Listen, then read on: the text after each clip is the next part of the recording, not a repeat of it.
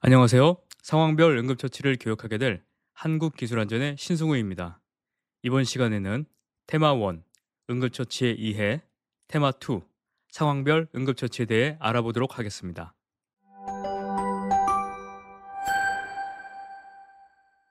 오늘의 학습 목표는 첫 번째, 응급처치에 대해 이해할 수 있다. 두 번째, 상황에 따른 응급처치를 시행할 수 있다. 입니다.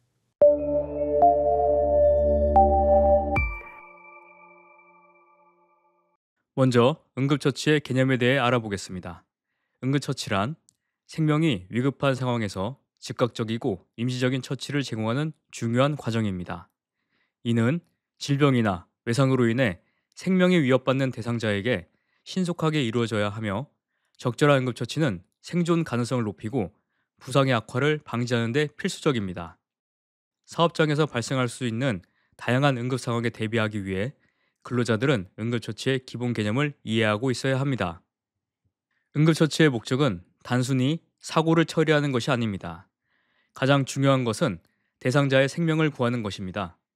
응급처치는 사고 발생 시 즉각적으로 이루어져야 하며 이를 통해 통증과 불편감, 고통을 경감하고 합병증 발생을 예방하며 부가적인 상해를 입지 않도록 하는 역할을 합니다. 응급처치는 단순한 처치가 아니라 인간으로서 가치 있는 삶을 지속할 수 있도록 돕는 중요한 과정입니다. 따라서 각 상황에 맞는 응급처치 방법을 이해하고 준비하는 것이 필요합니다. 응급처치의 의무와 구급용구 비치에 대한 법적 요구사항은 사업장에서 근로자의 안전을 확보하는 데 필수적입니다. 산업안전보건법에 따르면 사업주는 응급처치 의무를 준수해야 하며 이를 위해 의료인과 보건관리자가 적절한 장비와 시설을 갖추도록 지원해야 합니다. 특히 보건관리자는 근로자의 건강을 관리하고 응급상황 발생 시 신속하게 대응할 수 있는 역할을 맡고 있습니다. 또한 관리감독자는 산업재해 발생 시 이를 보고하고 즉각적인 응급조치를 취할 의무가 있습니다. 이는 근로자의 생명을 보호하고 사고로 인한 피해를 최소화하기 위한 중요한 절차입니다. 작업 현장에서는 구급 용구를 비치해야 하며 이는 산업안전보건 기준에 관한 규칙에 명시되어 있습니다. 사업주는 부상자의 응급치료에 필요한 구급 용구를 준비하고 그 비치 장소와 사용 방법을 근로자에게 충분히 교육해야 합니다. 구급 용구에는 붕대, 탈지면, 핀셋, 반창고, 외상 소독약, 지혈대, 부목, 들것, 화상약 등이 포함됩니다. 특히 고열 작업장이나 화상 우려가 있는 작업장에서는 이러한 구급 용구의 비치가 더욱 중요합니다. 응급처치의 기본 원칙은 모든 상황에서 동일하게 적용됩니다. 이는 성인, 어린이, 영아를 포함하여 누구에게나 해당되는 사항입니다. 응급처치를 시행할 때는 개인의 안전과 환자의 생존에 영향을 미칠 수 있는 모든 요인을 놓치지 않는 것이 중요합니다. 따라서 모든 응급 상황에서 항상 동일한 절차를 따르는 것이 필수적입니다. 제일 먼저 현장 조사를 통해 상황을 파악해야 합니다. 이를 통해 환자와 자신의 안전을 확보하고 우선순위를 정하여 적절한 처치를 시행해야 하며 상태를 파악한 후에는 기본적인 처치를 실시하고 필요시 119에 도움을 요청해야 합니다. 주위의 협력을 요청하는 것도 중요한데 이는 환자의 안전과 회복을 돕는 데 큰 도움이 됩니다. 또한 환자를 보온 유지하고 음료를 준비하는 것도 잊지 말아야 합니다. 마지막으로 증거물과 소지품을 보관하고 모든 처치 사항을 기록한 후 환자를 안전하게 이송하는 것이 중요합니다.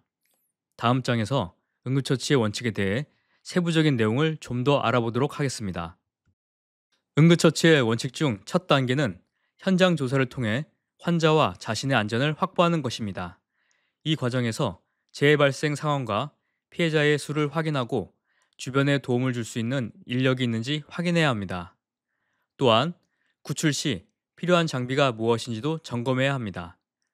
응급처치는 우선순위에 의한 처치를 해야 하는데 호흡정지, 대출혈, 중독과 같은 긴급 상황에서는 즉각적인 조치가 필요하지만 골절이나 탈구와 같은 경우는 다소 지연될 수 있습니다. 상태 파악을 위해서는 1차 조사를 통해 의식, 기도, 호흡, 맥박을 확인해야 합니다. 긴급 조치가 필요한 경우에는 기본 소생술을 시행하고 지혈 및 쇼크 예방을 위한 조치를 취해야 합니다.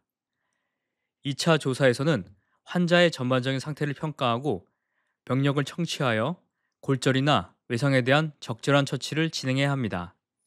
이러한 원칙을 통해 응급처치의 효과를 극대화할 수 있습니다. 다음은 119에 전화를 걸어 도움을 요청하는 것입니다.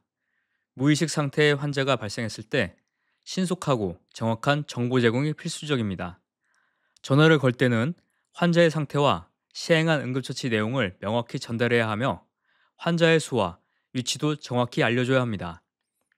응급처치를 할 때 주변에 도움을 줄 수 있는 사람이 있다면 적극적으로 주변의 사람들과 협력을 하여야 합니다. 예를 들어 심정지 환자에게 심폐소생술이 필요할 때는 주변인 중 한 명에게 AED를 가져다 달라는 등의 구체적인 지시와 술자의 연속적인 심폐소생술이 진행되어야 하겠습니다. 구급차가 도착할 수 있도록 주변의 위험물을 제거하고 군중을 정리하는 것도 중요합니다. 또한 응급처치에 필요한 재료를 미리 준비해 두고 보온을 위한 모포와 같은 물품도 확보해야 합니다. 주변 사람들에게 협조를 요청하여 구체적인 임무를 지정한 것도 잊지 말아야 합니다. 예를 들어 누군가에게 구급차를 안내하도록 하거나 다른 사람에게 환자의 상태를 확인하도록 지시할 수 있습니다. 응급처치 시 가장 중요한 것은 환자의 불안감을 줄이는 것입니다. 이를 위해 조용한 대화를 유지하며 환자와의 소통을 지속적으로 이어가는 것이 필요합니다. 주변에서 처치에 방해가 되는 행동은 피해야 하며 환자가 놀라지 않도록 주의해야 합니다. 환자의 체온 유지도 중요합니다. 체온을 유지하기 위해 모포나 옷을 덮어주고 젖은 옷은 즉시 탈의해야 합니다. 의식이 있는 환자에게는 따뜻한 음료수를 소량씩 제공하여 체온 회복을 도와야 하지만 무의식 상태의 환자에게는 금식이 필요합니다. 사고의 원인을 파악하기 위해서는 증거물을 확보하는 것이 필수적입니다. 사고의 원인 파악을 통해 환자에 대한 적절한 치료 방법으로 빠른 회복을 도모할 수 있으며 절단물, 배설물, 구토물, 혈액, 남은 음식물, 약품, 빈 용기, 소지품 등 다양한 증거물은 사고의 경위를 이해하는 데 큰 도움이 됩니다. 자살 사건과 같은 경우에는 환자가 쓰러진 위치와 방향, 주변 사물의 상태를 세밀하게 관찰해야 하며 현장 정리를 서두르지 말고 꼼꼼하게 체크하고 기록해야 합니다. 응급처치 후에는 모든 처치 사항을 철저히 기록하는 것이 필수적입니다. 이는 환자의 상태를 정확히 파악하고 후속 치료를 위해 의료진에게 중요한 정보를 제공하는 역할을 합니다. 특히 다수의 환자가 발생하는 상황에서는 각 환자에게 기록표를 부착하여 개별적인 정보를 명확히 구분해야 합니다. 운반 과정에서도 주의가 필요합니다. 환부를 고정하고 주변 물체와의 충돌을 피하며 조용한 환경을 유지하는 것이 중요합니다. 특히 무의식 상태의 환자를 이송할 때는 기도가 폐쇄되지 않도록 지속적으로 상태를 관찰하고 적절한 자세를 유지해야 합니다. 가능하다면 최초의 응급처치자가 동행하여 환자의 경과에 대한 정보를 제공하는 것이 좋습니다.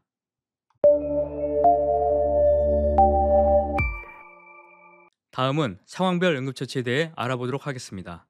먼저 기도 폐쇄는 이물질이나 부종, 염증 등으로 인해 공기가 통하지 못하여 호흡이 어려워지는 상태를 말하며 기도가 막혀 호흡이 어려워지는 상태라고 이해할 수 있습니다. 이 상태는 질식이나 가사, 산소 결핍에 의한 생명이 정지되는 절박한 상태 또는 정지가 일어난 상태입니다.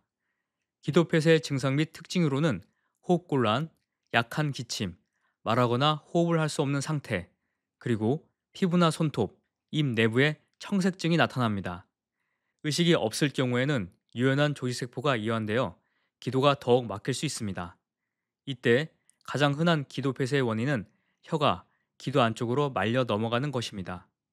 따라서 기도 폐쇄를 예방하고 대처하기 위해서는 이러한 증상을 인지하고 적절한 응급처치 방법을 숙지하는 것이 중요합니다.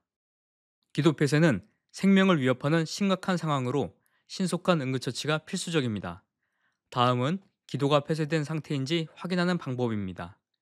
환자가 기침을 하거나 얼굴이 청색으로 변하는 청색증, 말하기 어렵거나 숨쉬기 힘든 호흡곤란, 자신의 목을 움켜잡는 행동, 일명 V 사인을 보낼 수 있습니다. 이러한 증상 중 하나라도 나타난다면 즉시 환자에게 목에 뭐가 걸렸나요? 라고 물어보는 것이 중요합니다. 환자가 말을 하지 못하고 고개를 끄덕인다면 이는 심각한 상태의 기도 폐쇄를 의미합니다. 이 경우 즉각적인 응급처치를 실시해야 합니다. 응급처치 방법으로는 하임리히법을 적용하여 기도를 확보하고 이물질을 제거하는 것이 필요합니다. 기도 폐쇄는 생명을 위협하는 긴급한 상황으로 적절한 응급조치가 필수적입니다. 기도가 막혔는지 확인하기 위해 먼저 환자에게 물어보는 것이 중요합니다. 만약 기도가 막혔다면 뒤에서 환자의 배를 양팔로 감싸고 주먹을 쥐어 다른 손으로 감싸 쥐어야 합니다.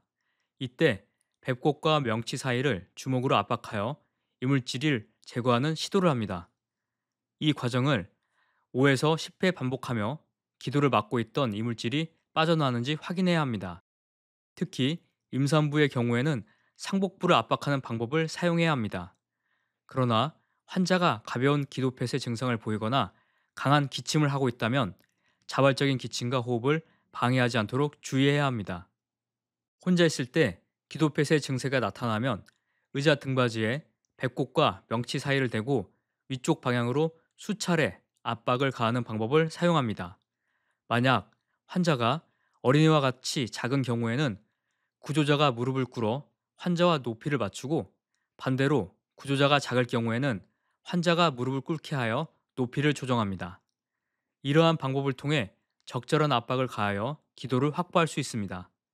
이러한 응급처치 방법은 생명을 구하는 데 큰 도움이 될 수 있으며 사업장에서의 안전을 확보하는 데 필수적입니다. 쇼크는 다양한 원인으로 인해 신체 기능이 저하되는 상태로 이는 생명에 위협을 줄 수 있는 심각한 상황입니다. 주로 상처에 의한 혈액 손실, 혈관 확장, 심박동 이상, 호흡 기능의 이상, 알레르기 반응 등이 원인이 됩니다. 이러한 상태에서는 급격한 혈압 저하가 발생하고 전신의 말초 순환 장애가 나타나며 심장으로 환류하는 정맥혈이 감소하게 됩니다. 쇼크는 원인에 따라 외상성, 출혈성, 화상성, 수술성, 화학성 등으로 구분할 수 있습니다. 또한 발현의 양상에 따라 1차성 쇼크와 2차성 쇼크로 나눌 수 있습니다. 이러한 구분은 응급처치 시 적절한 대응을 위해 매우 중요합니다. 쇼크의 증상 및 특징으로는 첫 번째로 불안, 초조, 어지러움을 느끼다가 점차 의식 혼미, 의식 저하 등 의식의 변화가 발생하게 됩니다. 식은땀이 나며 피부는 창백하거나 차고 축축하게 변합니다. 맥박은 1분에 100회 이상 빠르고 약하게 뛰며 숨을 깊게 들이키지 못하여 빠르고 얕은 호흡이 일어납니다. 혈압은 시간이 지날수록 점차 하강하게 되며 수축기 혈압이 90mm 머큐리 이하가 되면 생명에 위험한 영향을 끼치게 됩니다. 체온 역시 정상 범위인 36.5도보다 낮은 저체온을 나타내며 동공이 커지고 시각적 반응이 둔화됩니다. 온몸으로 가는 혈액의 양이 적어지기 때문에 신장의 혈류 저하로 소변량은 급격히 감소하게 됩니다. 쇼크 발생 시에는 체온 유지를 위해 보온을 유지하며 의식 저하 시 흡인 위험으로 음식이나 음료는 주지 않는 게 좋습니다. 쇼크는 신체의 여러 기능이 저하되는 상태로 즉각적인 응급처치가 필요합니다. 첫 번째로 기도를 유지하는 것이 가장 중요합니다. 필요할 경우 산소를 공급하여 환자의 호흡을 돕는 것이 필수적이며 다리를 지면에서 15에서 30cm 정도 들어올린 쇼크 자세를 유지해야 합니다. 다음은 환자를 안정시키고 보온해 주는 것이 중요하며 구토가 심할 경우에는 회복 자세를 유지해야 합니다. 이때 입으로 아무것도 주지 않는 것이 좋습니다. 응급처치 중에는 환자의 상태를 지속적으로 모니터링해야 합니다. 맥박, 혈압, 호흡, 체온을 10분 간격으로 측정하여 변화가 있는지 확인해야 합니다. 이러한 조치는 환자의 상태를 안정시키고 필요시 추가적인 의료 조치를 취할 수 있도록 도와줍니다. 골절은 뼈의 연속성이 깨지는 상태로 부러지거나 금이 간 상태를 말하며 주로 운동 경기나 낙상에서 생기는 강한 충격이나 과도하게 신체를 비트는 동작에 의해 발생합니다. 이때 골절과 탈구, 염좌 등은 사고가 발생한 현장에서 확실하게 구분이 제한되기 때문에 골절에 준하는 응급처치를 실시해야 합니다. 골절의 증상과 특징으로는 골절이 발생하면 손상 부위에 심한 통증이 느껴지며 움직일 때 통증이 더욱 심해질 수 있습니다. 또한 골절 부위 주변으로 부종이 생기고 혈종이 형성될 수 있어 상태가 악화될 수 있습니다. 골절이 발생한 부위는 뼈가 정상 위치에서 벗어나 관찰 시 변형이 보일 수 있으며 이와 함께 골절 부위의 관절 및 사지 기능이 상실되거나 움직일 수 없거나 심한 제한이 발생할 수 있습니다. 눌렀을 때 국소적인 압통이 심하게 느껴지며 뼈가 부러져 비정상적인 움직임이 나타날 수 있습니다. 이러한 증상은 광범위한 손상이 있을 경우 쇼크를 동반할 수 있으며 통증과 스트레스로 인해 빈맥, 창백, 식은땀 등의 증상이 나타날 수 있습니다. 골절은 다양한 부위에서 발생할 수 있으며 그 증상과 응급처치 방법이 다릅니다. 먼저 두개골 골절입니다. 머리에 물체가 떨어지거나 높은 곳에서 떨어져서 부딪히는 경우 뇌 손상이 발생할 수 있습니다. 이때 어지럼증, 오심, 구토, 떨림, 시선의 흔들림, 두통, 정신 혼미, 기절 등의 증상이 나타나며 뇌의 지적적인 손상은 두개골의 골절보다 더 치명적일 수 있습니다. 머리 부위의 골절이 의심될 경우 즉시 환자를 안정시키고 전문 의료진의 도움을 요청해야 합니다. 코에 부상을 입었을 경우 코의 통증과 발적, 부종이 동반되며 출혈이 발생할 수 있습니다. 코는 안면부의 중앙에 위치하며 가장 돌출되어 있는 부분이기 때문에 코뼈가 부러졌을 경우 골절의 인식이 쉽고 이러한 증상은 쉽게 발견할 수 있습니다. 코에 출혈이 심할 경우 환자를 앉히고 고개를 약간 앞으로 숙이게 하며 콧등 부위를 압박함으로써 비강내로 혈액을 들이키지 않고 밖으로 흘려보내며 출혈을 멈추는 것이 필요합니다. 턱 부위에 골절이 생기면 움직일 때마다 통증이 발생하고 상악과 하악이 틀어져 맞지 않음으로 인해 음식물을 삼키거나 말을 하는데 어려움을 겪게 됩니다. 이 경우 상악과 하악이 반대로 뒤틀리거나 제대로 닫히지 않아 입이 다물어지지 않고 침이 흘러나오는 증상이 나타날 수 있습니다. 턱 부위의 골절은 가능한 한 말을 하지 않도록 하거나 움직이지 못하도록 턱을 고정하고 즉시 병원으로 이송해야 합니다. 쇄골 골절 시 목과 어깨 부위를 움직일 때 통증이 심해지고 다친 쪽의 팔과 어깨를 움직이기 어려워집니다. 이러한 경우 환자는 통증을 줄이기 위해 골절된 부분으로 목을 기울이게 되며 완전 골절이 발생하면 쇄골이 움푹 들어가거나 돌출된 것을 쉽게 확인할 수 있습니다. 척추가 손상될 경우 하반신 마비와 같은 심각한 결과를 초래할 수 있으며 잘못된 처치는 생명의 위협이 될 수 있습니다. 환자가 자유롭게 손가락이나 발가락을 움직이지 못하게 하고 손아귀에 힘이 없어 단단히 쥐지 못하는 상황을 초래합니다. 늑골은 갈비뼈라고도 하며 갈비뼈가 폐를 감싸고 있기 때문에 골절 시에는 턱 기침이나 숨을 깊게 들이마시는 호흡을 할 때 심한 통증을 느끼며 통증으로 인해 호흡이 얕아지는 경향이 있습니다. 특히 늑골이 골절되어 폐를 찌르게 되면 거품이 섞인 선홍색의 피가 기침 시 가래와 함께 나올 수 있습니다. 골절이 발생했을 때의 응급조치는 매우 중요합니다. 첫 번째로 다친 부위를 움직이지 않도록 고정하는 것이 필수적입니다. 환자가 있는 장소가 위험하지 않다면 완전히 고정하기 전에는 환자를 움직이지 않아야 합니다. 두 번째로 다친 부위를 건드리거나 운반할 때 부러진 뼈의 끝이 신경이나 혈관, 근육을 손상시키거나 피부를 뚫고 나오는 일이 없도록 해야 합니다. 세 번째로 피부에 상처가 있는 개방성 골절의 경우에는 지혈 처치를 우선적으로 시행해야 합니다. 외상이 없는 폐쇄성 골절의 경우에는 내부 출혈의 징후를 관찰하는 것이 중요합니다. 네 번째로 출혈과 통증으로 인해 쇼크가 발생할 수 있으므로 골절 부위에 얼음찜질을 하거나 모포 등을 이용해 체온을 유지해야 합니다. 마지막으로 병원에서 마취가 필요할 수 있으므로 환자에게 먹거나 마실 것을 주지 않는 것이 좋습니다. 부목을 사용할 때는 몇 가지 중요한 사항을 기억해야 합니다. 첫째, 부목의 소재는 가볍고 단단하여야 하며 부목은 고정할 신체 부위만큼 넓은 것이 이상적입니다. 이는 부목이 안정성을 제공하면서도 이동 시 부담이 적도록 하기 위함입니다. 두 번째로, 부목은 골절된 뼈의 양쪽 관절을 포함하는 길이 이상으로 긴 것을 준비해야 합니다. 이렇게 함으로써 부목이 효과적으로 부위를 지지하고 추가적인 손상을 방지할 수 있습니다. 셋째, 부목과 신체 사이에는 솜이나 헝겊 또는 옷 등을 사용하여 완충제를 마련해야 합니다. 이는 피부가 상하거나 눌려서 통증을 느끼는 것을 예방하는 데 매우 중요합니다. 이러한 조치를 통해 환자의 불편감을 최소화하고 응급처치의 효과를 극대화할 수 있습니다. 다음은 골절 부위별 부목의 사용 방법입니다. 윗팔뼈와 아래팔뼈는 팔의 주요 뼈 중 하나로 골절 시에는 팔의 기능이 크게 제한될 수 있습니다. 따라서 부목을 사용하여 안정성을 확보하고 추가적인 손상을 예방하는 것이 필수적입니다. 윗팔뼈 골절 시에는 먼저 팔을 약간 굽혀 몸통에 붙입니다. 다음 어깨와 팔꿈치까지 부목을 댑니다.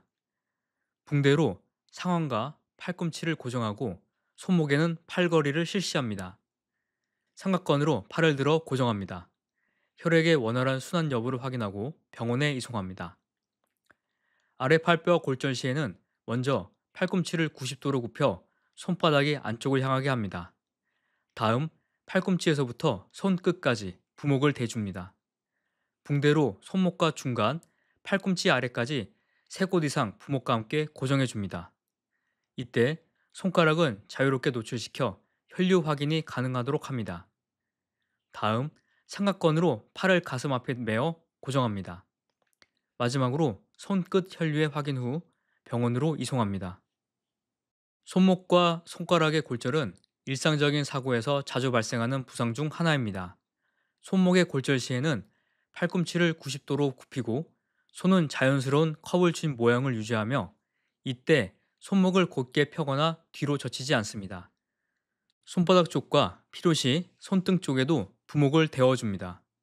손목과 아래팔 3곳 이상을 붕대로 부목과 고정해 줍니다. 손가락 끝은 노출하여 혈류가 원활히 흐르는지 확인합니다. 삼각건으로 팔을 들어 가슴에 고정해 줍니다. 마지막으로 손끝의 혈류 확인 후 병원으로 이송합니다. 손가락 골절 시에는 먼저 손가락을 약간 굽힌 자연스러운 편안한 자세로 유지합니다. 다음 손끝에서부터 손바닥 아래까지 부목을 대어줍니다. 손가락 아래쪽 또는 양쪽에 부목과 패드를 추가합니다. 테이프 및 붕대로 손가락 끝, 중간, 기저부 등 3곳 이상을 고정합니다. 필요시 인접 손가락과 함께 테이프로 고정합니다. 손가락 끝에 혈액순환 확인 후 병원으로 이송합니다. 다리 골절은 인체에서 가장 길고 단단한 뼈인 대퇴골 골절과 하퇴골 골절로 나눌 수 있습니다. 허벅지 뼈라고도 불리는 대퇴골은 가장 위험한 골절 중 하나로 출혈량이 많고 신체가 받는 충격이 크므로 신속한 고정이 필요합니다. 바깥쪽 부목은 겨드랑이부터 발끝까지 고정될 수 있는 길이가 필요하며 안쪽 부목은 사타구니부터 발끝까지 길이를 준비해 줍니다. 먼저 다리 밑에 수건과 담요를 깔아 완충제 역할을 하며 다리를 강제로 움직이지 말고 변형된 자세 그대로 유지해서 부목을 다리 양쪽에 댑니다. 부목이 부족하다면 사타구니부터 발꿈치까지의 길이의 부목만으로 발목, 무릎 아래, 무릎 위, 허벅지 중간, 골반 부위 순으로 5곳 이상 단단히 묶도록 합니다. 부목이 아예 없다면 다친 다리를 건강한 다리에 함께 묶는 방법을 동측 고정법이라고 하는데 이 방법을 사용하도록 합니다. 부목과 고정된 다리는 발끝의 혈류가 원활히 흐르는지 혈류를 확인하고 출혈 동반 시 쇼크에 주의하여 병원으로 이송합니다. 다음은 하퇴골 골절 시 부목법입니다. 부목의 길이는 무릎 위쪽부터 발끝까지 덮을 정도면 충분합니다. 부목 사용 방법은 먼저 다리를 곧게 편 자세로 유지를 해줍니다. 다음 부목을 다리 안쪽과 바깥쪽 양쪽에 대주고 패드를 대어 완충시켜줍니다. 붕대로 발목, 종아리, 무릎 아래, 위 손으로 고정하며 발끝이 자연스럽게 위를 향하도록 유지합니다. 대퇴골 골절과 마찬가지로 부목이 없으면 반대쪽 다리에 함께 묶어도 됩니다. 다음은 발목 골절 시 부목 사용 방법입니다. 먼저 다리를 곧게 펴고 발끝은 위로 하여 90도를 유지합니다. 이때 발을 과도하게 펴거나 비틀지 않습니다.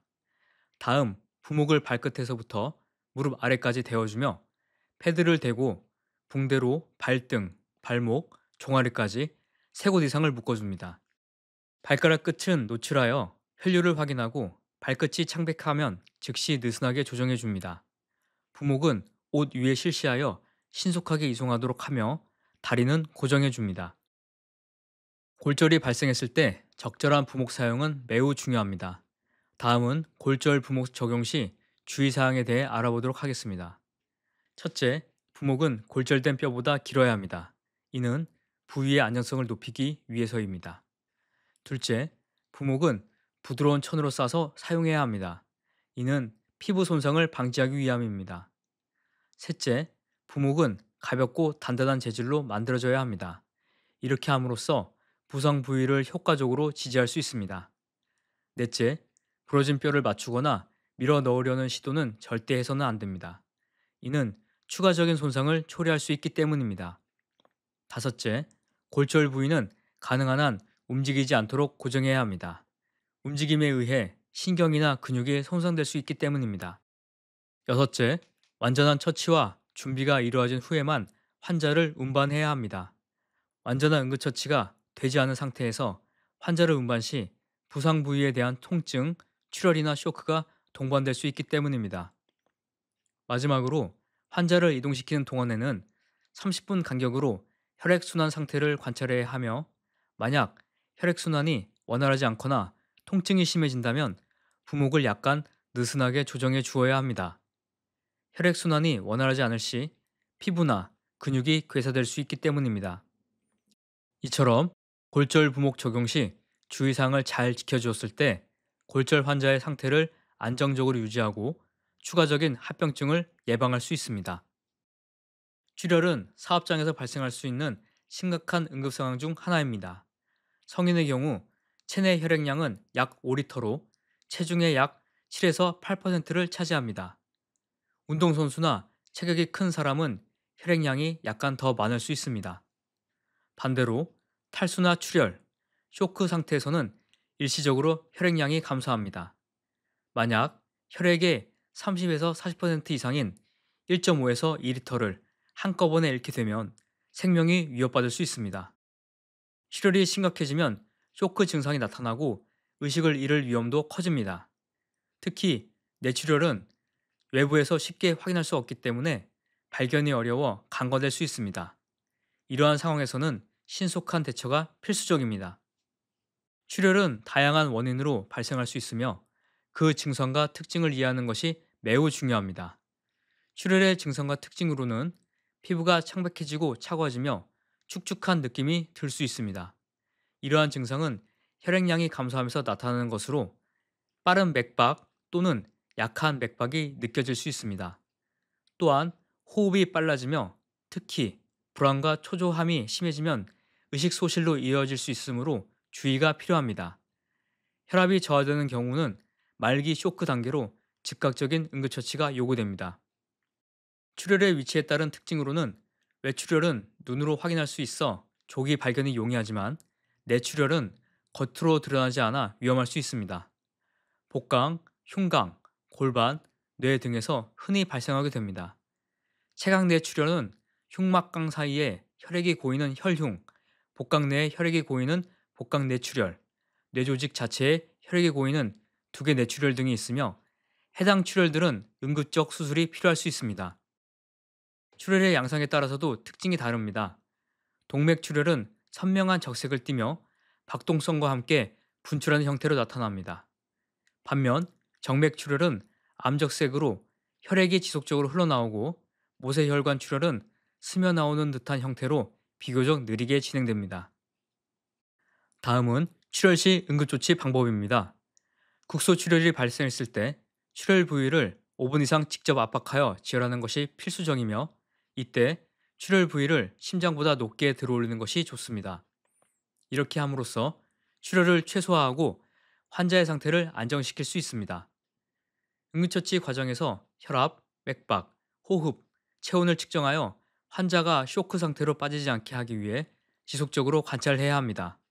특히 외부 출혈이 보이지 않고 쇼크 증상이 나타나는 경우에는 내부 출혈의 가능성을 시사하므로 즉각적인 쇼크 예방 조치를 취해야 합니다. 이때 환자를 병원으로 신속하게 이송하는 것이 중요합니다. 또한 환자를 담요 등으로 보온하고 금식시켜야 합니다. 이는 환자의 상태를 더욱 안정적으로 유지하는 데 도움이 됩니다. 다음은 지혈 시 주의사항에 대해 알아보도록 하겠습니다. 출혈이 발생했을 때 적절한 지혈 방법을 아는 것은 매우 중요합니다. 많은 사람들이 피를 직접적으로 보게 되면 당황하여 지혈제를 즉시 상처에 붙이는 경향이 있습니다. 하지만 지혈제가 상처에 붙어버리면 상처가 잘 낫지 않거나 염증을 유발할 수 있습니다. 따라서 지혈제를 사용하기 전에 반드시 상황을 잘 판단해야 합니다. 출혈을 막기 위해 부착한 거즈는 떼어내지 않습니다. 거즈를 떼어내다가 상처 부위가 벌어지거나 지혈된 부위에서 다시금 출혈이 발생하는 경우가 생길 수 있기 때문입니다. 상처에 물질이 박혀 있는 경우에는 이를 제거하지 말아야 합니다. 제거하는 과정에서 추가적인 손상이 발생할 수 있기 때문입니다. 또한 출혈 부위가 손이나 발일 경우에는 해당 부위를 심장보다 높게 들어주는 것이 좋습니다. 이렇게 하면 출혈을 줄이는 데 도움이 됩니다. 일부 사람들은 출혈을 막기 위해 상처 부위의 윗부분을 고무줄이나 단단한 끈으로 심하게 고정하는 경우가 있습니다. 그러나 이는 혈액의 순환을 방해하여 최악의 경우 팔이나 다리의 아랫부분을 절단할 위험이 있습니다. 따라서 이러한 방법은 과다한 출혈로 지혈이 되지 않아 쇼크가 발생할 위험이 있을 때 최후의 수단으로 사용하여야 합니다. 마지막으로 지혈을 위해 소독솜을 사용하는 것보다는 거즈를 사용하는 것이 좋습니다. 소독솜의 가느다란 솜털이 상처에 붙어 치료를 어렵게 할 수 있기 때문입니다. 거즈는 상처를 보호하면서도 적절한 지혈을 도와줍니다. 이러한 주의사항을 잘 기억하고 응급 상황에서 올바른 대처를 할 수 있도록 준비해야 합니다. 다음은 절단입니다. 절단은 팔이나 다리, 신체 일부를 외상이나 질병, 수술 등으로 잘라내는 것으로 외상성 절단과 외과적 절단으로 나눌 수 있습니다. 외상성 절단은 교통사고나 기계에 의한 사고, 전쟁 등으로 인해 신체의 일부가 손상되어 떨어져 나가는 것을 의미하며 외과적 절단은 질병이나 신체의 손상으로 인해 생명을 보존하거나 나머지 신체의 기능을 유지하기 위해 외과적으로 절제하는 것을 말합니다. 절단의 증상 및 특징으로는 절단이 발생하면 신체의 일부가 상실되기 때문에 신체적, 정신적 충격이 클 수 있습니다. 특히 출혈 위험이 크며 외상성 절단의 경우에는 즉각적인 지혈과 쇼크 관리가 필요합니다. 이는 외상성 절단 시 가장 먼저 나타나는 현상이며 이때 동반되는 출혈의 양상은 동맥이 절단되면 분출성 출혈이 발생하고 정맥이 절단되면 지속적인 출혈이 나타납니다. 이러한 상황에서는 신속하게 지혈을 하고 환자를 안정시켜야 합니다. 절단 이후에는 영구적인 장애가 발생하기 때문에 보철물의 사용, 물리치료, 직업재활 등의 방안을 구상하여야 합니다.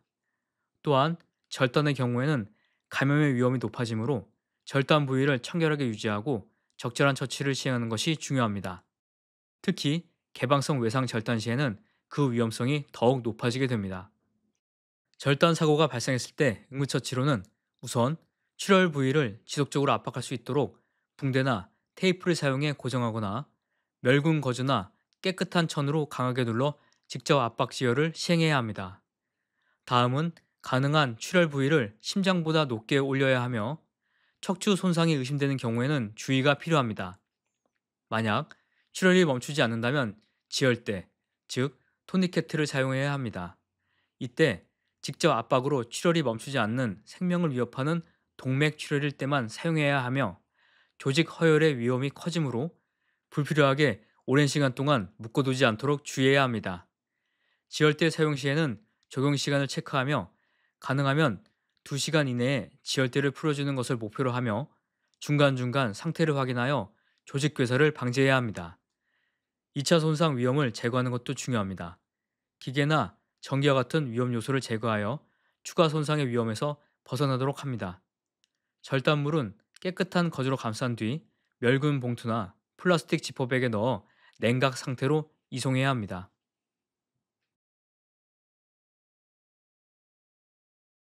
절단 사고가 발생했을 때 절단물의 이송 방법은 매우 중요합니다.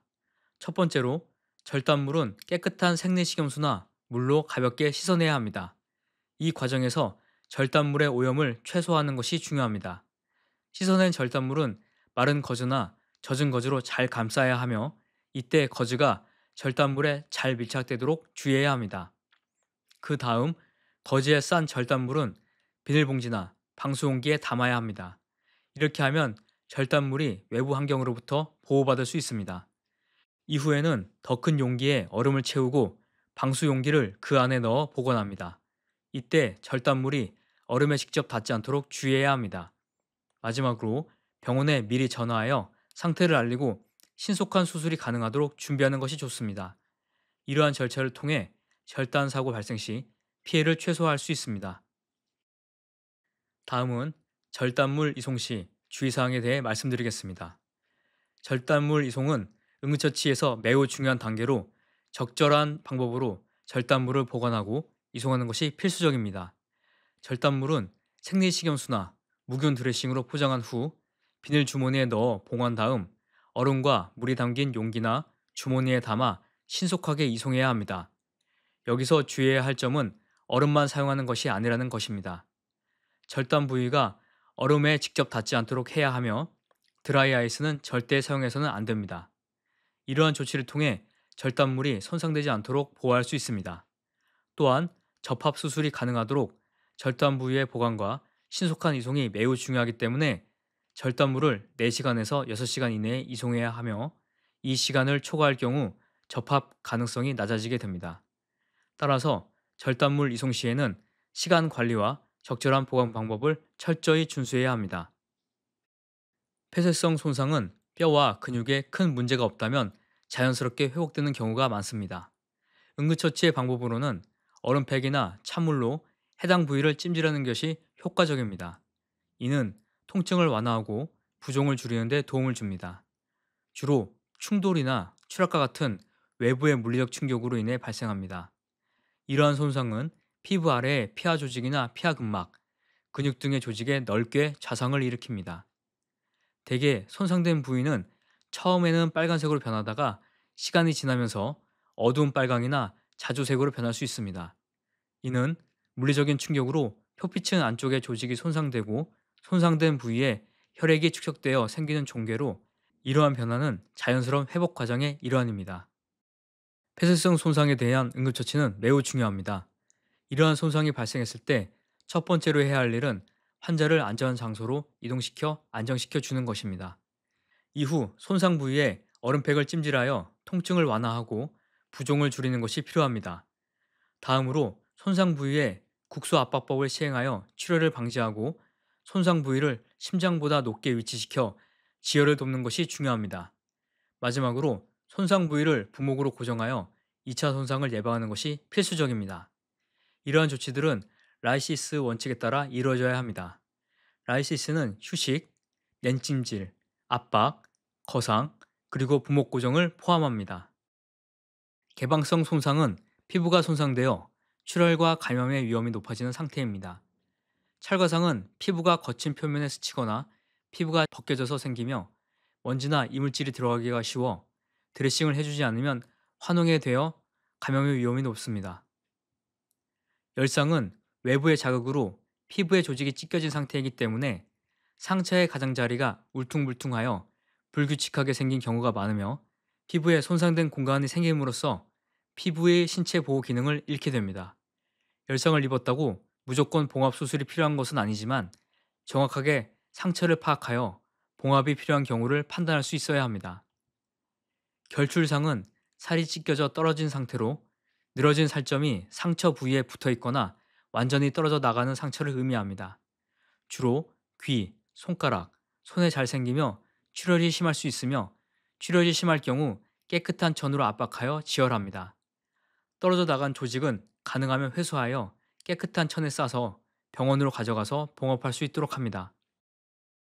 자상은 바늘이나 못, 나무 조각에 찔리거나 날카로운 칼이나 유리에 의해 발생할 수 있습니다. 이러한 상처는 내부 치료를 유발할 수 있으며 특히 손가락이나 발가락, 손, 발 등에서 자주 발생합니다. 상처가 좁고 깊어 소독이 어렵고 감염이나 파상풍 위험이 있을 수 있습니다. 신체에 남아있는 물체는 강제로 제거하지 않고 병원에서 제거하도록 합니다. 절단상은 손가락, 손, 팔, 발 등 신체의 일부가 절단되거나 거의 절단된 상태의 외상을 말합니다.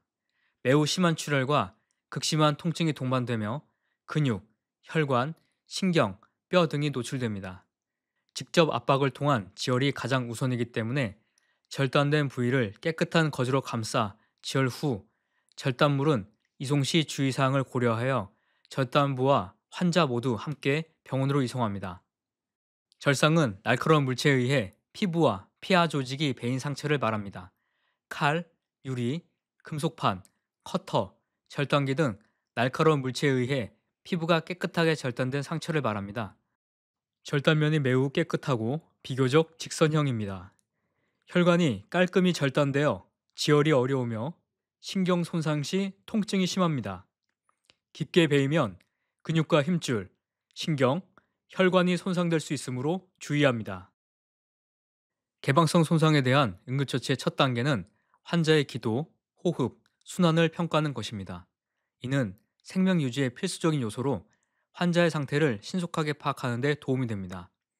개방성 상처를 만지기 전에는 일회용 장갑을 착용하여 감염의 위험을 줄여야 합니다. 상처를 확인하기 위해서는 환자의 옷을 잘라내거나 벗겨야 하며 이 과정에서 주의가 필요합니다. 지혈 시에는 멸균 거즈나 깨끗한 수건을 사용하여 압박을 가해 지혈을 시도해야 합니다. 만약 출혈이 심하거나 계속된다면 동맥점에 직접 압박을 가하는 것이 중요합니다. 이후에는 상처를 깨끗하게 세척하여 감염을 방지해야 하며 생리식염수나 흐르는 깨끗한 수돗물을 이용해 상처를 씻어주는 것이 좋습니다. 세척 후에는 거즈나 수건으로 상처를 덮고 붕대를 사용하여 고정합니다.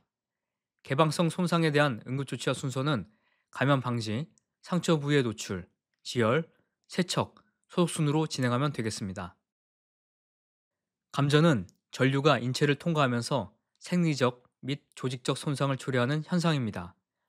주로 전원과의 접촉이나 전도체를 통해 전류가 유입될 때 발생하며 전선의 피복 손상, 누전, 접지 불량, 그리고 습기 있는 환경에서의 전기 작업 등이 주요 원인입니다. 이러한 감전 사고는 특히 산업 현장에서 빈번하게 발생할 수 있으므로 이에 대한 적절한 응급처치 방법을 숙지하는 것이 중요합니다. 감전의 정도에 따라 인체의 반응은 다르게 나타납니다. 예를 들어 1mA 이하의 전류는 감지하기 어렵거나 약한 자극을 주지만 5mA 전후에서는 찌릿한 느낌과 근육 수축이 발생합니다. 10에서 20mA의 전류는 손이나 팔의 경련을 유발하여 스스로 전선에서 손을 뗄 수 없는 상황, 즉 Let's go current에 이르게 됩니다. 50mA 이상의 전류는 심실세동이나 심장 정지의 위험을 초래하며 수 암페아 이상의 전류는 호흡 정지와 심각한 화상, 심지어 사망에 이를 수 있습니다. 감전 사고는 전류의 경로에 따라 다양한 증상과 합병증이 발생할 수 있습니다. 감전의 증상 및 특징은 전류가 통과한 입구와 출구 부위에 화상이 생길 수 있으며 이로 인해 피부의 그을음, 수포, 심지어 괴사가 발생할 수 있습니다. 또한 전류가 신경과 근육을 자극하여 근육 경련이나 마비가 일어날 수 있으며 이로 인해 몸이 굽거나 떨리는 현상이 나타날 수 있습니다. 더욱 심각한 경우에는 의식 소실이나 경련 발작이 발생할 수 있으며 심실세동이나 부정맥으로 이어져 갑작스러운 심정지가 발생할 위험도 있습니다. 전류가 근육을 강하게 수축시키는 경우에는 골절이나 탈구가 발생할 수 있으며 광범위한 화상이 동반될 경우 체액 손실이나 저체온증이 발생할 수 있습니다. 이러한 증상들은 즉각적인 응급처치가 필요하다는 것을 의미합니다.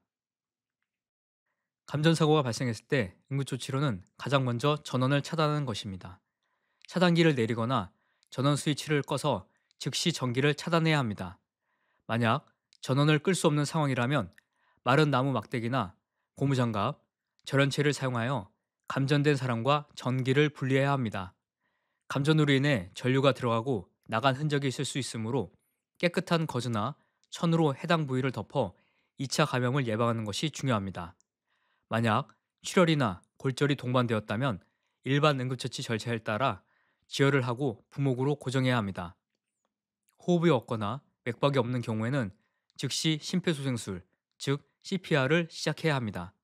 성인의 경우 가슴 압박은 5에서 6cm 깊이로 분당 100에서 120회 압박하며 30회 압박 후에는 2회의 인공호흡을 시행합니다. 마지막으로 자동 심장 충격기, 즉 AED가 도착하면 즉시 사용하여 환자의 생명을 구하는 데 최선을 다해야 합니다. 감전사고 응급처치 시 주의사항으로는 전원 차단이 이루어지기 전에는 절대 환자에게 직접 접촉해서는 안 된다는 것입니다.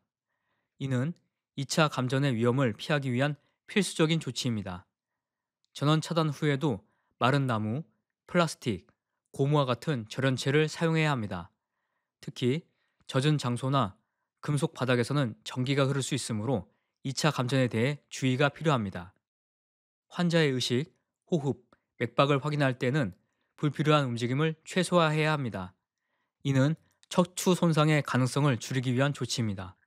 또한 화상 부위에 얼음이나 연고, 기름 등을 바르는 것은 절대 금지입니다. 이러한 행동은 오히려 환자의 상태를 악화시킬 수 있습니다. 큰 화상 환자의 경우 저체온증이 쉽게 올 수 있으므로 체온 유지에 특별히 주의해야 합니다. 만약 척추나 골절 손상이 의심된다면 반드시 고정한 후에 이송해야 합니다. 질식은 인체의 산소 공급이 원활하지 않거나 산소가 결핍되어 호흡과 순환이 제대로 이루어지지 못함으로써 생명 유지에 장애를 일으키는 상태 또는 몸이 필요한 만큼의 산소를 공급하지 못하거나 산소 대신 유해가스가 체내에 들어와 저산소증을 일으키거나 무산소증을 나타내는 상태라고 할 수 있습니다. 이러한 질식은 여러 가지 원인에 의해 발생할 수 있습니다. 첫 번째로 산소 결핍이 있습니다. 예를 들어 밀폐된 공간, 저장 탱크나 하수구, 우물 등에서 산소 농도가 18% 미만으로 떨어지면 산소 결핍 상황이 발생할 수 있습니다. 두 번째로 유해가스에 의한 질식이 있습니다. 질소나 이산화탄소와 같은 가스가 산소를 대신 차지하게 되면 인체는 필요한 산소를 공급받지 못하게 됩니다. 세 번째로 화학적 질식이 있습니다.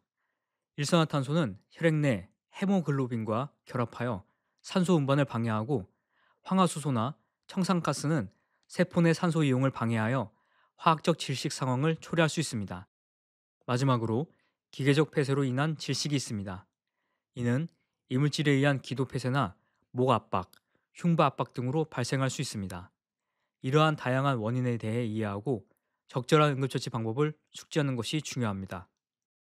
질식은 산소 공급의 장애로 인해 생명 유지에 심각한 위협을 주는 상태이므로 질식의 증상 및 특징을 알아보도록 하겠습니다. 초기 증상으로는 호흡 곤란이 나타나며 이는 숨이 차고 깊게 호흡하려는 시도로 나타납니다. 이때 불안, 초조, 공포감이 동반되며 뇌가 산소 부족을 감지하게 됩니다. 또한 두통이나 어지럼증, 집중력 저하가 발생할 수 있으며 심한 경우 청색증이 나타나 입술이나 손톱이 푸르게 변할 수 있습니다.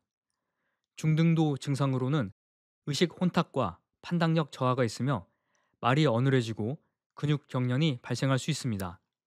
이때 맥박이 증가하고 혈압이 변동하는 현상이 나타나며 호흡은 점점 빨라지다가 약해지며 이러한 증상이 지속되면 심각한 상태로 진행될 수 있습니다. 말기 증상에서는 의식 소실이 발생하고 경련이나 무호흡이 나타나며 맥박이 소실되고 심정지에 이를 수 있습니다. 이러한 상황에서는 즉각적인 응급처치가 필수적이며 적절한 조치를 취하지 않으면 사망에 이를 수 있습니다. 따라서 질식의 증상과 그에 따른 응급처치 방법을 이해하고 준비하는 것이 매우 중요합니다. 질식 상황에서의 응급처치는 신속하고 정확한 대응이 필수적입니다. 첫 번째로 환기가 필요합니다. 만약 산소가 부족하거나 유해가스가 있는 장소라면 즉시 환기를 실시해야 합니다. 그 후 사고가 발생한 질식 장소에서 환자를 안전한 공기가 있는 곳으로 신속하게 이동시켜야 합니다. 무의식 상태의 환자를 옮길 때는 기도를 확보하는 것이 중요합니다. 이를 위해 머리를 젖히고 턱을 들어 올려 기도를 열어야 합니다. 만약 호흡이 약하거나 전혀 없는 경우에는 인공호흡을 시행해야 합니다. 구강대 구강 방식이나 마스크를 이용해 적절한 방법으로 호흡을 공급해야 합니다. 또한 청산가스나 일산화탄소 중독이 의심되는 경우에는 고농도 산소를 공급하는 것이 중요합니다. 환자의 의식이 돌아왔다 하더라도 반드시 병원으로 이송하여 전문적인 치료를 받아야 합니다. 질식 상황에서의 응급처치는 매우 중요하며 다음과 같은 주의사항을 반드시 기억해야 합니다.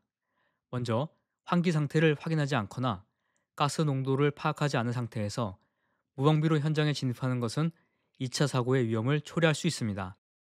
따라서 반드시 공기호흡기나 송기 마스크와 같은 적절한 보호구를 착용한 후에 구조 작업을 진행해야 합니다.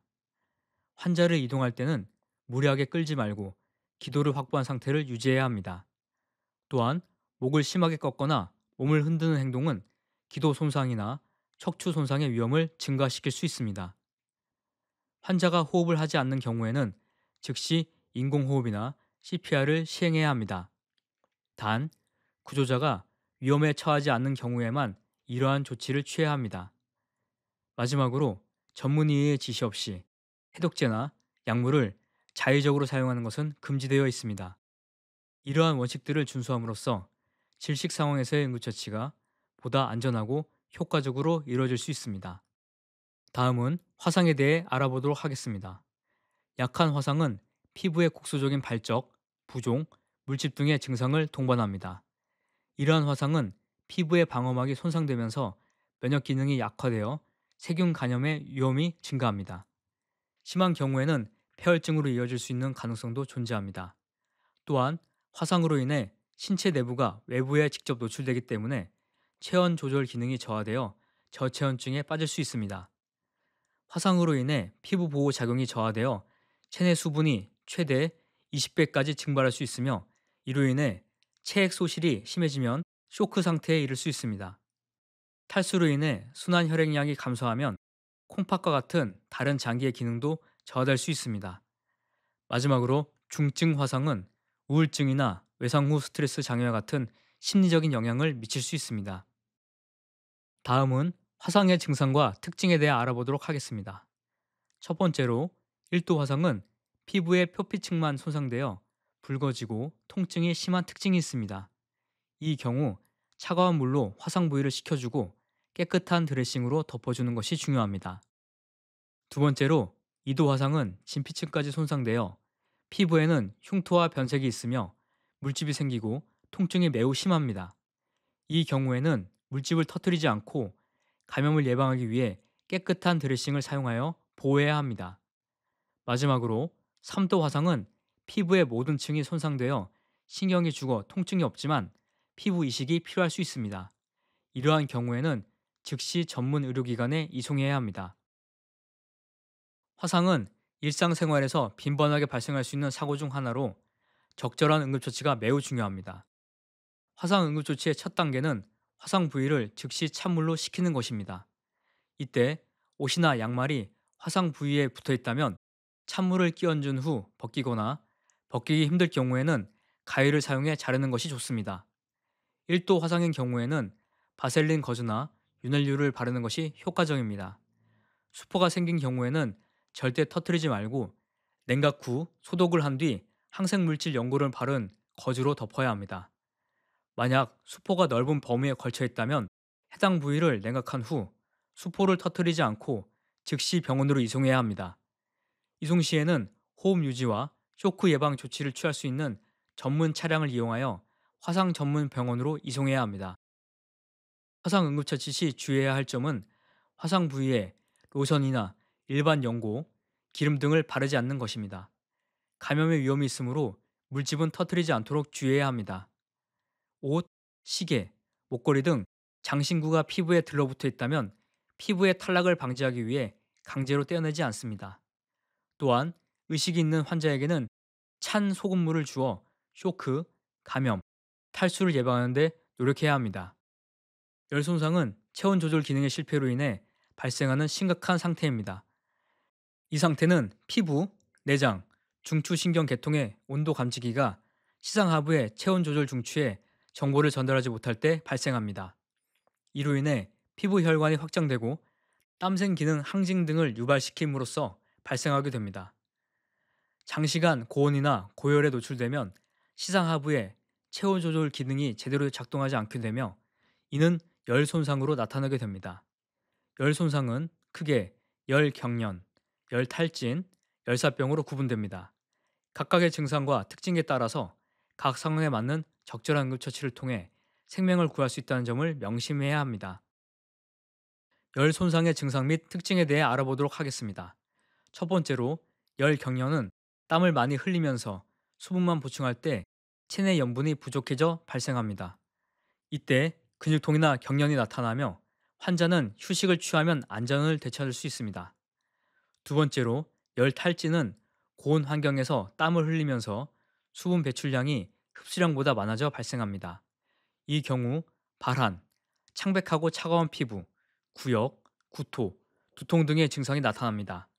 이러한 증상은 즉각적인 응급처치가 필요합니다. 마지막으로 열사병은 고온 환경에 노출되어 신체의 열 발산이 제대로 이루어지지 않아 발생합니다. 체온이 40도 이상으로 상승하고 의식 장애가 나타나며 피부는 뜨겁고 건조해지고 땀을 흘리지 않게 됩니다. 열사병은 가장 심각한 상태로 초기 응급처치를 하지 않으면 사망에 이를 수 있습니다.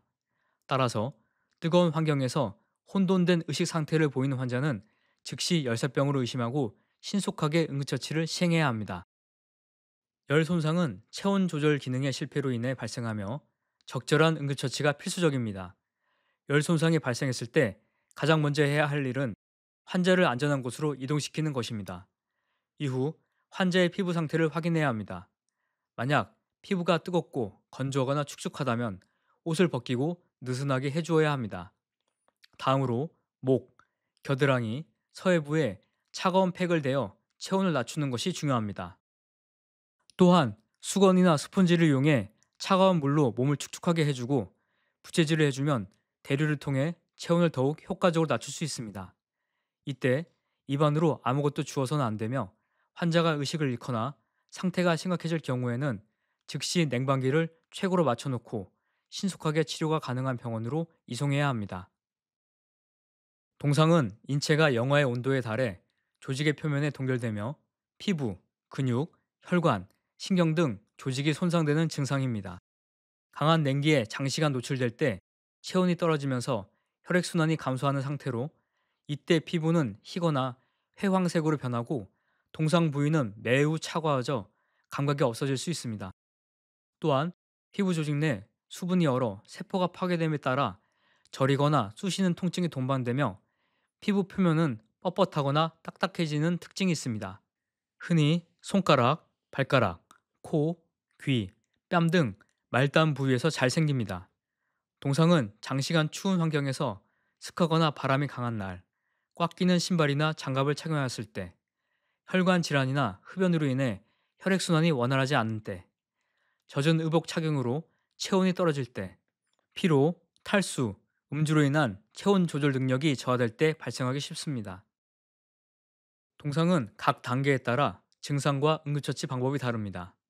영하의 온도에 장시간 노출되면 먼저 피부의 표면인 표피의 냉동 단계를 거쳐 진피의 냉동 단계가 되고 마지막으로 피부의 밑부분까지 냉동되는 단계에 이릅니다. 동상은 증상에 따라 4단계로 나누어집니다. 첫 번째 단계인 1도 동상에서는 피부가 붉어지고 약한 부종이 발생합니다. 이 경우 즉시 따뜻한 환경으로 이동하고 해당 부위를 부드럽게 마사지하여 혈액순환을 촉진하는 것이 중요합니다. 2도 동상에서는 일부 출혈이 발생하고 심한 부종과 수포가 나타납니다. 이 단계에서는 수포를 터뜨리지 않고 깨끗한 드레싱으로 감싸주어 감염을 예방해야 합니다. 3도 동상은 피부와 피하 조직에 괴사가 발생하는 심각한 상태로 즉각적인 의료적 개입이 필요합니다. 이 경우 환자를 신속하게 병원으로 이송해야 합니다. 마지막으로 4도 동상은 괴사가 심해져 신체의 말단 부위가 떨어져 나갈 수 있는 상태입니다. 이 단계에서는 응급처치가 불가능하므로 전문 의료진의 도움을 받는 것이 필수적입니다.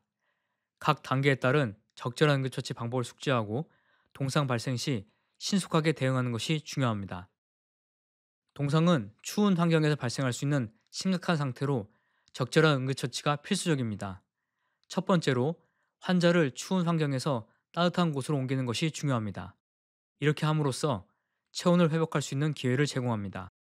다음으로 젖은 의복을 벗기고 따뜻한 담요로 몸을 감싸주어 체온을 유지해야 합니다. 동상 부위는 체내의 혈액순환을 원활하게 하고 세포의 결빙을 풀어주기 위해 38도에서 42도 정도의 따뜻한 물에 20분에서 40분간 담그며 이때 따뜻한 물을 계속 보충해 주어 물이 식지 않도록 합니다. 귀나 얼굴에 동상이 발생한 경우에는 따뜻한 물송을 대주고 자주 갈아주는 것이 효과적입니다. 또한 소독된 마른 거즈를 발가락과 손가락 사이에 끼워 습기를 제거하고 서로 달라붙지 않도록 해야 합니다. 마지막으로 동상 부위를 약간 높게 유지하면 통증과 부종을 줄이는 데 도움이 됩니다. 이러한 응급처치 방법을 통해 동상 환자의 상태를 개선하고 회복을 돕는 것이 가능합니다. 다음은 동상의 응급처치 시 주의사항에 대해 알아보겠습니다. 동상이 발생했을 때는 뜨거운 물에 갑자기 넣는 것은 오히려 화상을 유발할 수 있으므로 피해야 합니다. 수포가 생겼다고 해서 이를 터뜨리는 것은 절대 금물입니다. 수포는 피부를 보호하는 역할을 하므로 이를 손상시키면 감염의 위험이 커집니다. 또한 손상 부위를 급격한 온도 변화에 노출시키지 않는 것도 중요합니다. 장작불 위나 뜨거운 물 주전자, 난로, 할로겐 등 배기가스관에 직접 대지 않도록 합니다. 손상 부위를 심하게 비비거나 긁는 것도 피해야 합니다. 특히 동창이 있는 경우 문지르면 얼음 결정이 세포를 파괴할 수 있습니다. 대신 따뜻한 설탕물이나 우유, 된장국, 스프 등을 마시는 것이 좋습니다. 그러나 자극적인 음료나 술은 피해야 합니다. 이러한 음료는 혈관을 확장시켜 저체온증을 유발할 수 있기 때문입니다. 동상 발생 시 적절한 대처를 통해 피해를 최소화하고 필요한 경우 즉시 의료기관에 이송하는 것이 중요합니다. 눈에 이물질이 들어갔을 때의 응급처치는 매우 중요합니다. 이물질이 눈물로 제거되지 않는 경우 즉시 흐르는 물이나 식염수로 눈을 씻어내는 것이 필요합니다. 먼저 깨끗한 물을 받아놓고 눈을 잠기게 한 후 눈을 깜빡여 이물질을 제거하려고 시도합니다. 근처에 수도가 있다면 물의 수압을 약하게 조절하여 눈에 부담을 주지 않도록 한 후 흐르는 물에 눈을 갖다 대어 이물질 제거를 시도합니다. 이물질이 눈앞이나 눈꺼풀에 보일 경우 흐르는 물이나 식염수를 사용하여 부드럽게 씻어내야 합니다. 만약 눈꺼풀을 살짝 뒤집어 이물질이 보인다면 깨끗한 가제 수건이나 면봉으로 조심스럽게 닦아내는 것이 좋습니다. 또한 콘택트 렌즈를 착용하고 있다면 즉시 제거해야 합니다. 특히 화학물질에 의한 눈의 화상인 경우 손상 즉시 30분 이내에 식염수나 흐르는 수돗물로 계속 씻어내야 하며 병원으로 이송할 때는 사용된 화학물질의 정보를 함께 전달하는 것이 중요합니다. 눈에 이물질이 들어갔을 때는 정확한 응급처치가 필요합니다. 눈의 이물질 제거 시 주의사항으로는 절대 손으로 눈을 비비지 말아야 한다는 것입니다. 손으로 비비게 되면 각막에 물리적 손상을 줄 수 있기 때문입니다. 강하지 않고 졸졸 흐르는 물로 눈을 세척하는 것이 가장 효과적입니다. 이때 컵에 물을 받아서 붓는 방법도 좋습니다. 물을 흐르게 할 때는 오염된 물이 반대쪽 눈으로 들어가지 않도록 고개를 옆으로 숙여 이물질이 들어간 눈 쪽이 아래로 향하도록 하여 물이 흐르게 해줍니다. 이후에도 이물감이나 통증이 지속되거나 시력 저하가 동반된다면 즉시 병원에 가야 합니다. 이러한 증상은 단순한 이물질이 아닐 수 있으며 전문적인 치료가 필요할 수 있습니다. 다음은 귀에 있는 이물질 제거에 대해 알아보겠습니다. 귀에는 다양한 이물질, 예를 들어 단추, 알약, 구슬, 벌레 등이 귀에 들어가 장애를 발생할 수 있습니다. 특히 어르신들은 귀에 벌레가 들어간 것을 인지하지 못하는 경우가 많아 주의가 필요합니다. 이물질이 귀를 자극하면 염증이나 통증을 유발할 수 있으므로 적절한 응급처치가 필수적입니다. 응급처치 방법으로는 참기름이나 올리브 오일을 몇 방울 귀에 떨어뜨리는 것이 있습니다. 이는 이물질을 부드럽게 만들고 이물질이 나올 수 있는 웨이도를 미끄럽게 만들어 이물질의 제거를 용이하게 할 수 있습니다. 그러나 콩과 같은 동그란 이물질은 제거하기 어려우므로 이 경우에는 그대로 두고 병원으로 이송하는 것이 가장 안전합니다. 응급처치 시 주의해야 할 점도 있습니다. 귀에 불빛을 비추거나 담배 연기를 불어넣는 행위는 절대 피해야 합니다. 벌레의 특성상 불빛이나 담배 연기를 피해서 더 어둡고 안전한 곳으로 피하려는 본능이 있기 때문에 자칫 더 깊은 곳으로 들어가 버릴 수 있기 때문입니다. 핀셋이나 면봉으로 이물질을 꺼내려 하지 말고 손가락을 집어넣는 것도 금지해야 합니다. 이러한 방법들은 오히려 이물질을 더 깊게 밀어넣고 외이도의 빈틈을 막아 더 큰 손상을 줄 수 있습니다. 이러한 응급처치 방법과 주의사항을 숙지하여 귀에 이물질이 들어갔을 때 신속하고 안전하게 대처할 수 있도록 해야 합니다. 다음은 코에 있는 이물질 제거에 대해 알아보겠습니다. 주로 우측 콧구멍에서 많이 발생하게 되며 이물질은 코 내에 이물감을 유발하며 이로 인해 혈액 또는 악취를 동반한 콧물이나 코막힘, 재채기, 기침, 심지어 코피가 동반될 수 있습니다. 이러한 증상이 나타날 경우 즉각적인 대처가 필요합니다. 코의 이물질을 제거하는 응급조치로는 이물질이 들어간 반대쪽 콧구멍을 막고 코를 풀어주는 방법이 있습니다. 이 방법은 이물질을 자연스럽게 배출하는 데 도움을 줄 수 있습니다. 그러나 호흡곤란이나 출혈, 통증, 분비물 증가가 발생하거나 보이지 않는 이물이 있는 경우에는 즉시 이비인후과를 방문해야 합니다. 응급처치 시 주의사항으로는 이물질이 깊숙이 들어가 비인두로 들어갈 경우 후두를 폐쇄시킬 위험이 있다는 것입니다. 따라서 핀셋이나 면봉, 손가락 등으로 환자가 스스로 코를 후비지 않도록 주의해야 합니다. 억지로 이물질을 빼내려 하면 오히려 더 깊이 밀려 들어가거나 점막과 혈관이 손상될 수 있습니다. 또한 입으로 세게 흡입시키는 것도 피해야 합니다. 지금까지 알아본 이러한 응급처치 방법은 산업안전보건법과 의료법에 따라 근로자의 안전을 확보하기 위한 필수적인 절차입니다. 따라서 이러한 지식을 숙지하고 실제 상황에서 적절히 적용하는 것이 중요합니다.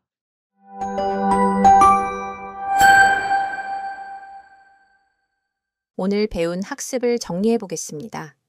첫 번째로 응급처치의 목적과 응급처치의 원칙입니다. 응급처치는 대상자의 생명과 합병증을 예방하고 통증과 고통을 경감시키는데 그 목적이 있으며 응급처치로 인해 환자의 회복을 도와 가치 있는 삶을 지속적으로 영위할 수 있도록 합니다.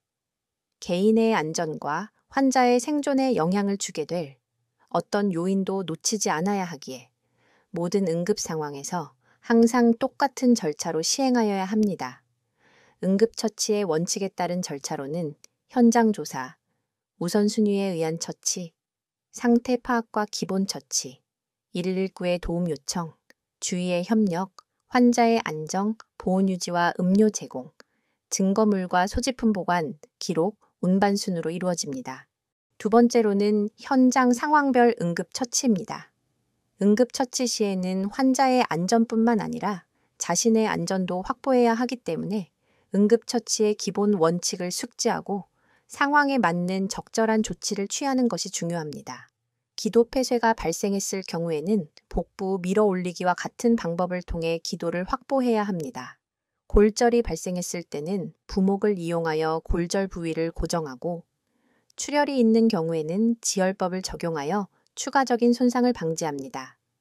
절단 사고에는 절단물 이송 시 주의사항에 유의하여 응급처치를 시행하며 외상이 발생하면 감염을 방지하고 상처를 노출하여 지혈을 실시합니다.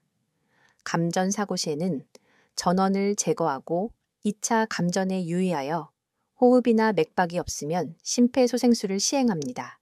질식사고 발생 시에는 공기호흡기나 송기 마스크를 착용 후 구출하여 즉시 환기를 실시하고 인공호흡을 실시하며 청산가스나 일산화탄소 중독 시에는 고농도의 산소를 공급합니다.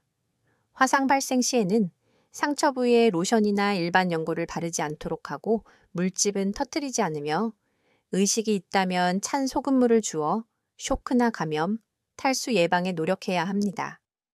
열 손상 시에는 환자를 안전한 곳으로 이동 후 옷을 벗기고 차가운 물과 얼음을 이용하여 체온을 낮춥니다.